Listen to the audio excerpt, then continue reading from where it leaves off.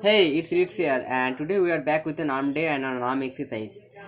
And as I keep telling you, arms are a completely different ball game. You can't treat it like with any other body part, like you treat any other body part. Like you can treat it like chest, push some heavy as weight, and watch your arms grow.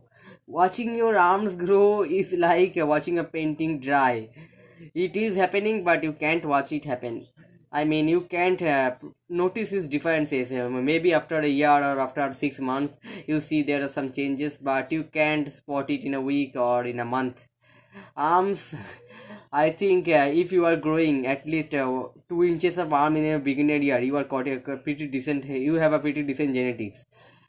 When I started, I had an arm of only 11 inches, and now I have 14.5 inches. I think that's pretty decent because according to my size, I am very short. I am not a very short, but I am 5'5". That's pretty short, and to that 14 inches arms look quite decent. It got fitted in clothes, and it keeps me happy. And you know, girls nail arms. Girls love arms. Arms and abs. These are the two most aesthetic things that you can grow. And see that girls are nailing you. Anyway, let us talk about the exercise only. So, barbell curl. So, we know that for every arm training, barbell curl or bicep training, barbell curl is must. But we don't know why. Right? So the thing with barbell curl is it's very easy to progressive overload in this exercise. You can put two micro plates on each side of 0.5 kg. It is available there put 1.5 kg or buy 1.5 kg from some Amazon or maybe a local store. They are called micro plates, and just add it on two sides and progressive overload in the next week you are pulling some 1 kg heavier, because if you can't buy micro plates you can't progress that much. Because I mean, there are 5 kg plates there, and then there are 7.5. Many gyms don't have 7.5, but most of them have. Let's just consider they have 7.5, then they have 10. So 2.5 kg on each side. If you try to add that in your next workout, then I can bet that your form is gonna say the form is gonna go shitty. You will be sacrificing your form. So that's kind of weird, because as I keep telling you, for arm training, your form, contraction, and your technique is the most important thing that you can concentrate on. Not the weight, not not tempo. Okay, a little bit on tempo, not rest time, but just on the contraction and your form.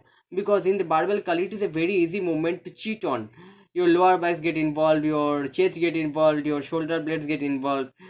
So let us talk about the exercise. You take a shoulder width stance and just put your arm to the barbell. I always recommend using an Olympic barbell, because if you keep changing gyms, many gyms have defined kind of short barbells, defined weight short barbells, and so you can't keep track of what weight you are pulling today, and then what weight you are pulling the next day. But Olympic barbells have the similar. Every gym have Olympic bar, and they all weigh similar. They are 20 kg, so you can pretty easily track your progresses, right? So I always recommend using Olympic barbell. But you can see I am curling in the squat rack. That's quite funny. But don't just block anyone who is gonna squatting. There was no one squatting at the time, so I was doing my curls in the squat rack, and it is quite easy. Trust me, bro, it is quite easy.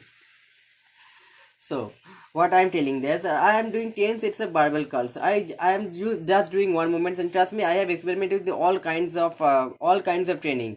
My arms are my weak part, and I have tried feeder workouts. That mean pump workout at the night before sleeping. I have tried every day is arm day Bradley Martin workouts. I have tried 3 days on alternate days arms workouts, and I have done no arm workout, but my arms seem to grow from once a week. The direct arm training is the sweet spot for me.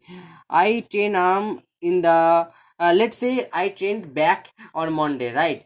And then I will train my arm on Wednesday. The biceps are the secondary muscles when you train back, right? So you are training your arms on alternate days, so your arm biceps are getting double work, or get trained twice a day, twice a week. So that's pretty much it, because you don't need to train your arms that much. They are just small muscles. Hit them heavy and then go home. That's just it. The primary functions of our biceps are supination, elbow flexion. Supination means rotating your palm, Elbow flexation means the curling, right? And many people don't talk about this movement, the third action, which is the shoulder flexion. So you can see that I am curling the weight up to, and keeping my elbow still at my side up to my chest, and then I am putting a little shoulder drive and bringing the barbell up to my forehead. So that's where the shoulder flexion comes in. Yeah, a little bit shoulder gets involved, but if you keep still in the lower part of your movement, your biceps get the most work, and you also work the three functions of your biceps. You can also experiment with the your grip width. You are doing 10 sets, right? So let's say you do close grip for 3 sets, you do normal shoulder with grip for 3 sets, and you do wide grip for 4 sets. That just depends on what your goals are.